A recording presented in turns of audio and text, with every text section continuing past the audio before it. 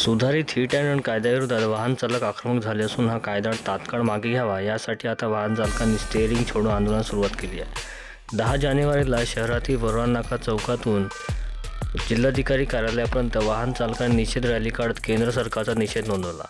या रॅलीत जिल्हाभरातून वाहन चालक सामील झाले होते।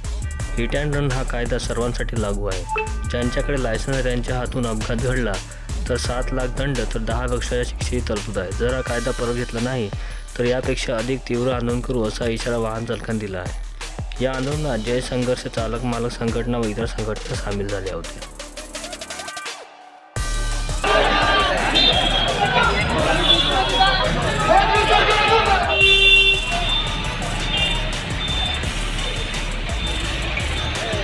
विरोध कांदेकर वाहन चालक मालक सामाजिक संस्था महाराष्ट्र अध्यक्ष। आज या मोर्चाचं आयोजन तुम्हाला लक्षात येत असेल। आज हा कायदा फक्त एकट्यापुरती लागू नाही आहे। प्रत्येक चालक हा ज्याच्याजवळ आज लायसन आहे 2 व्हीलरपासून तर 4 व्हीलरपर्यंत त्या चालकाच्या हक्काची लढाई आज आपण लढतो। आणि या लढाईमध्ये सर्व जनतेला मी हेच आवाहन करतोय, भलाई आज आमची रॅली निघाली आहे पण स्वतःहून लोकांनी चक्काजाम करून स्टेअरिंग छोडो आंदोलन घरच्यांनी करायला पाहिजे।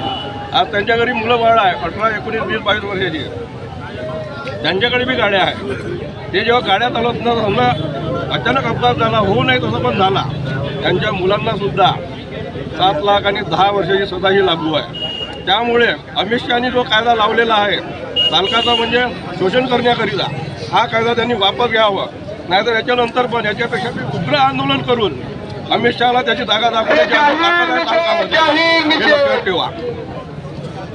पासून महाराष्ट्रामध्ये स्टेअरिंग छोडो आंदोलन हे आपण डिक्लेअर केलेलं आहे। सर्व ड्रायव्हर भावांनी साथ द्यायची आहे मित्रांनो, कारण हा फक्त आमचा लढा नाही तर जेवढे पण आहे 2 चाकीपासून ते जेवढे चाकं तुम्ही चालवता त्या चाकेपर्यंत 2 व्हीलर असो, 3 व्हीलर असो, 4 व्हीलर असो की 6 व्हीलर असो, या सगळ्यांसाठी हा कायदा लागू आहे। तरी मित्रांनो सर्वांना विनंती करतो की आपण स्टेअरिंग छोडो आंदोलनामध्ये सहभागी व्हा आणि सहकार्य। जय हिंद, जय महाराष्ट्र, जय भीम।